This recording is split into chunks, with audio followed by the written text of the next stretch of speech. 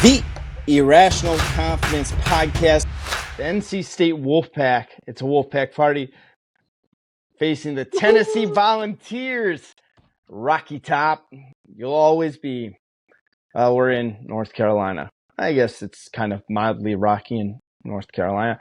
But at time of record, the Tennessee Volunteers are 7.5-point favorite. Over-under in this game is set at 60.5. I thought that was a little on the high side for me. But I'll get your take here, Fresh. NC State, I was a little disappointed in them. Were you? I'm gonna fully admit, folks, if you haven't listened to the podcast before, for 6 or 7 years, I worked at Jacksonville University here in Jacksonville, Florida. We had a football program. That head coach of the football program was Kerwin Bell. After leaving JU, he went and won a D2 natty at Valdosta State, and now he's the current head coach at Western Carolina. His DC when he was at JU, Jerry Odom, is the DC at Western Carolina. So half of me actually want NC State to lose that ball game because those two guys know some ball. But what they did is they attacked NC State, and that's what they've always done at Valdosta State. It's what they did at JU. That's their mentality, the way they offensively and defensively they coach. And they gave NC State a lot. Grayson McCall didn't look confident. Yes, Concepcion had 3 touchdowns. Jordan Waters ran pretty well, but they didn't look ready for the ball game. I thought they figured, hey, it's an opening weekend. We got an FCS team coming. Even though that Western Carolina team is in the top 20 FCS rankings, we're going to go through the motions. We got team. We'll take care of business, and we're going to get ready for Tennessee. And they overlooked Western Carolina, and they almost bleeped around and found out. It would have ruined the entire season off the bat. So the first question I have coming into this game is where's their mindset? Because if you were looking ahead at Tennessee and you had to kind of scramble, are you having some self-doubt now that you're actually good enough? Is the team like, hey, what are we going to do? We struggle there. You got the coaches now maybe coaching a little scared or coaching a little worried. Like maybe we're not as good as we thought we were. Especially when Tennessee did what they did at Chattanooga and they put a whole heck of a whooping on them. This is a major checkpoint here for Dave Doran, the NC State program. We had high expectations again. Big marquee matchup in your own state, which I'm going to tell you right now, it's going to be 70-30 Tennessee fans anyway. It's going to be a home game for the Vols. How do you come out here, shake off that rust, and get after Tennessee and play with a reckless abandon? You have offensive weapons. You have some great, we've seen talented receivers. You have a quarterback. You have an offensive line. And they put up points on this volunteer defense, which hasn't been tested, so no one really knows how improved or what they are if they were last year. So you've got to come out and play confident and aggressive, and do not sort of sleepwalk into this ball game. Because if you do, Nico and the Vols will put up 21 on you in a heartbeat. Right. Defensively, Aiden White, Brandon Siss, the 2 corners, they have got to play out of their minds. Now, it's going to be a philosophy situation because you're going to have 4 or 5 receivers potentially on the field for Volunteers. So it's not going to be man coverage for both these guys half the time. You're going to have some zone. You're going to have some matchup issues. But how are they going to rise up and help that secondary maintain control and keep that Volunteer offense under control? If the 2 of them could play great games, it allows the NC State offense to compete and not get in a shootout. If this is a shootout, which defense has enough firepower to get off the field? Who has the ball last? I'm not going to say Tennessee's defense is fantastic because we saw what they did last year, the year before. They weren't very good. And all we know is James Pierce Jr. is coming back. But if you get in a shootout and James Pierce Jr. is just pinning his ears back and coming after McCall, that's a problem right there for NC State because who do you have at tackle to guard him? Who do you have to stop him? This is a big game for NC State's program, not just the team, but where is this, where are y'all at? If you can get back and play with Tennessee and show up, it puts you at least, all right, maybe they're a contender. Maybe we can have a Miami, NC State, where Georgia Tech potentially facing off with the ACC. If you get blown out, it's another big referendum on the ACC that, wow, this league is in some serious trouble. On the other side of the ball, Tennessee, Nico, how do you handle the hype? You had your first ever start versus Iowa against a bunch of backups. You played real well, but you ran 3 touchdowns. Your first ever home start is versus Chattanooga. You light them up. Now you actually have a real legit big game where starters are all playing. The lights are going to be bright. It's a night game. How do you handle the Heisman talk of being people are saying, three-time Heisman winner, which we already know is ridiculous, but all of that, living up to that, you're already having to play at that level where you had Hendon Hooker dominate. You have Peyton Manning already going to hang over any quarterback at Tennessee forever, all time.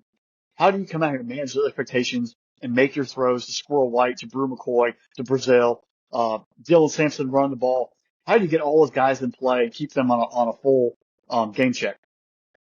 Looking at the offensive philosophy in general, sometimes you have to slow the ball down, there and help the defense get some rest if it becomes a shootout at Tennessee.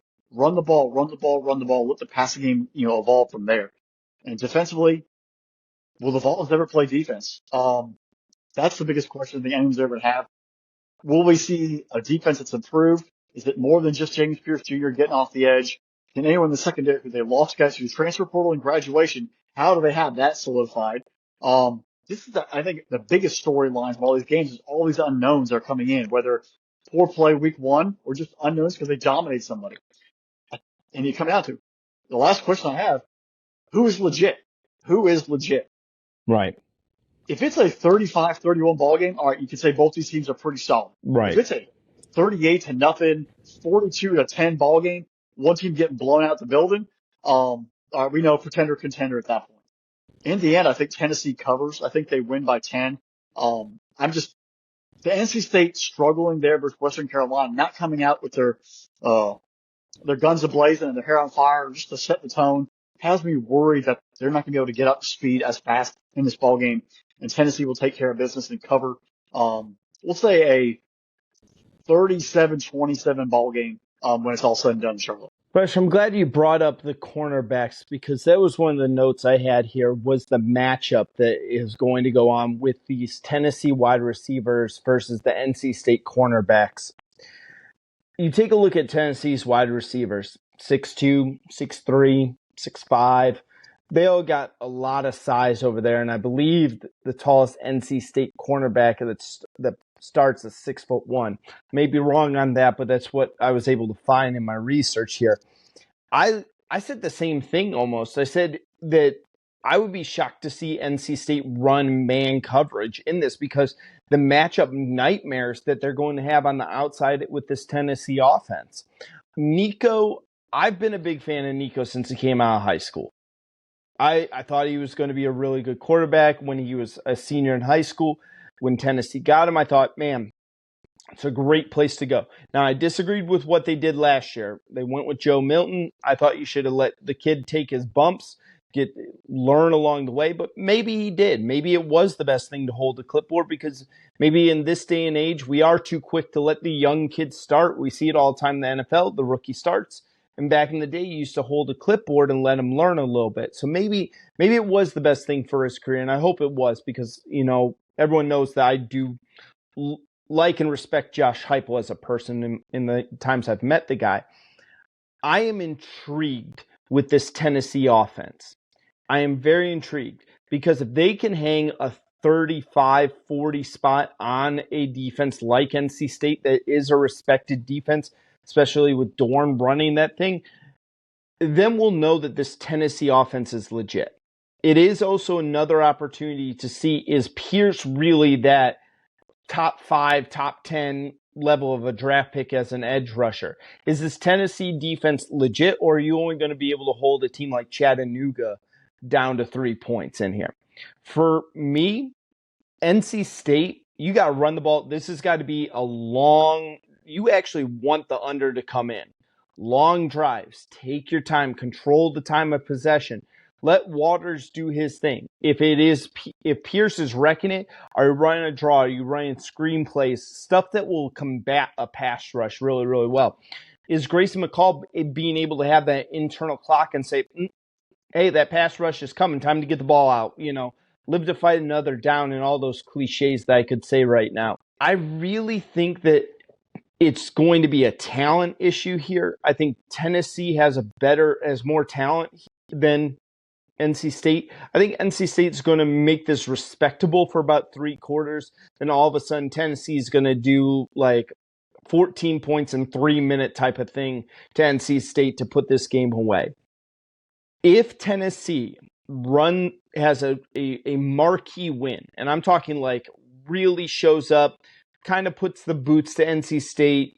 You don't have to blow them out, but like a solid, strong win. I'm going to say this here, Fresh, and people are going to jump and go, oh, this is crazy, but hear me out. I think this Tennessee team could be a lot like last year's Florida State team. With the size that they have in receivers, with a guy like Nico has some similarities to Jordan Travis there.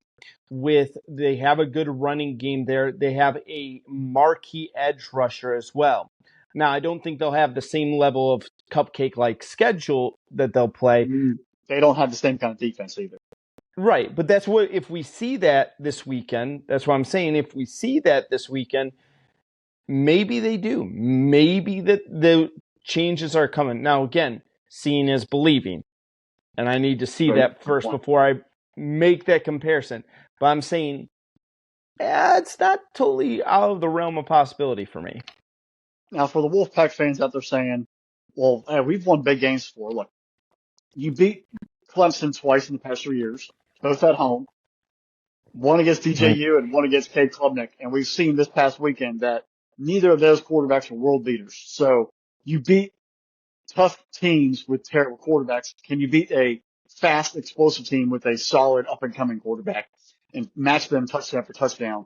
Field goals will not win you this football game if you want to pull up the upset at NC State. You've got to score touchdowns. And I like what you meant about Jordan Waters. Maybe just kill the clock. Give him the ball. Run the ball. Keep Nico and that Tennessee offense on the sideline.